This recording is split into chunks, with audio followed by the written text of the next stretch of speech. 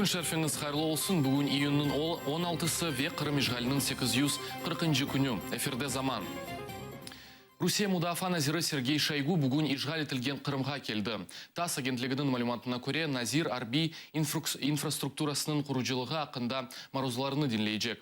Bundan da gayrı Nazir Ahyarını ziyaret edecek, anda o Karadeniz flotunun deniz pехота бригадасына mükafatını takdim edecek. Rusya Mudafa Nazirlikinin saytında Sergey Shoygu'nun yarımadağı ziyareti hakkında bir şey bildirilmey.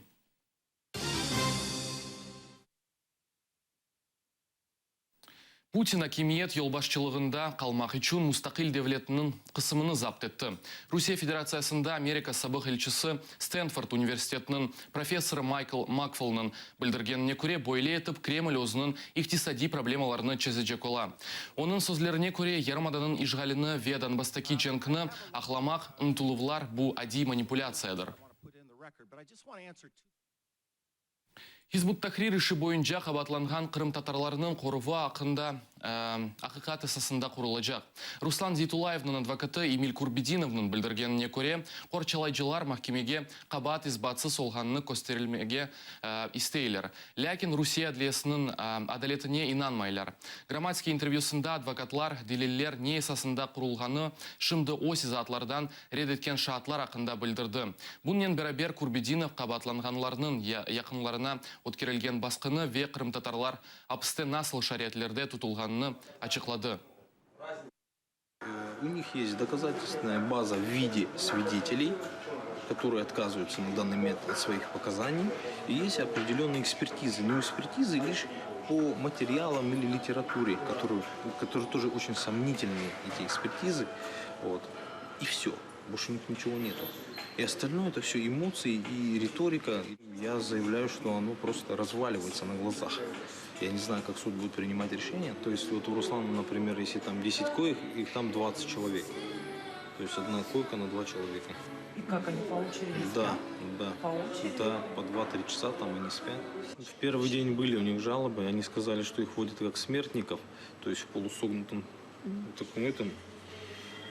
Там, сейчас я видел, да, руки кверху, сейчас я видел, им просто так заводят руку, хоть, прямо их водят. Да? То есть первый день они об этом заявили, они сказали, высказали такое возмущение по этому поводу, что у нас действительно, мы с Эдемом как раз в этой гостинице были, тут все перекрыли, и их привезли на первый суд на броневиках вообще. Они, конечно, в шоке были. Украина археологлары Қырымға қазмалар кірмек үшін бармайжақ. Бұл принципиаль позициясы. Бұны Крым Реалии радио эфирінде Украина Милли Илимлер Академиясының археология институтының хадимы Вячеслав Баранов білдірді. Егер кімсе Қырымға барса, тек осты шыбюсы иле баражақ. Бүгін ишғал етілген Қырымда халқара археологик экспедициялар чалышмай. Бұнымен бәрабер археологик қазмаларға халқара малееви ярдым көстерілмей. Не поедут из принципиальных соображений, потому что на самом деле из России такие предложения поступали активно, особенно сразу после аннексии. Подобно, то есть до аннексии была практика, что украинские исследователи брали открытые листы, а продолжали работать те экспедиции российские, которые там работали по 40-50 лет, они продолжали работать, но уже под открытый лист, то есть под квалификационный документ украинский, по украинскому законодательству. И россияне после аннексии сразу пытались тоже пролоббировать такую же схему, она бы как бы Украина, ученые, по крайней мере, бы по факту признали бы, что факт аннексии. Но этого не состоялось, слава богу. Украина эфиріндегі яңғыраған үшінші ер devlet тілінде olacak. Parlament рей беруф нәтижесінде теле ве радио yayınlауы бойынша қанунға денештірулер кірсетті. Яны квота тайын етілді. Ендіден сон телерадио тешкілетлері күнде эфирінің 35%-ны Украин ерлары еле толдырмаға кереклер. Қарарға 268 депутат қол тұтты.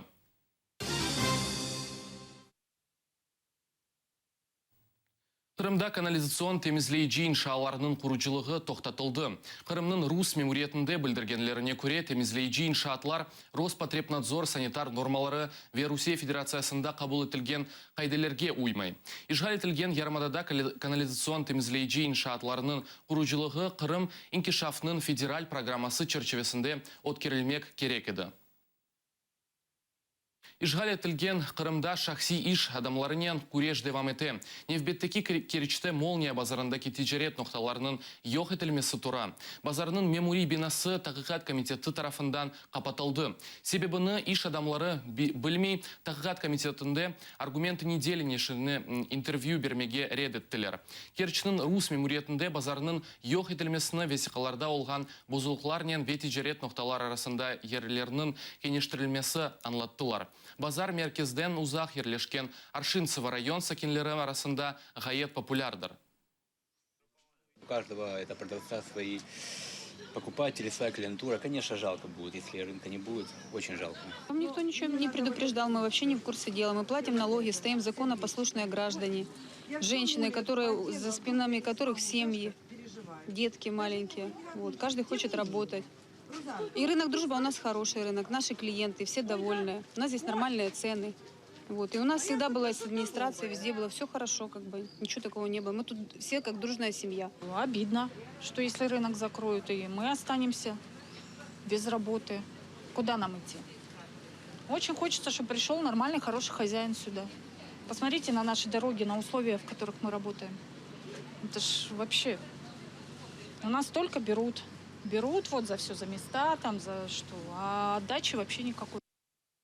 Украинаның сабық президенті Виктор Януковичтің өмір арқадашы Людмила ишғал етілген Қырымда палы мақсулатларыны сата. Ақярда оның Меркурий түкенінде санкцион мақсулатларыны сатын алмаға мүмкін. Бұны түкен мүштересіні эсасланып лента.ру интернет нешірі білдіре. Эвел журналистлер Людмила Януковичтің Ақяр жыварындаки Қача қасыбасында еві бар олғанына ақта білдіре еділер.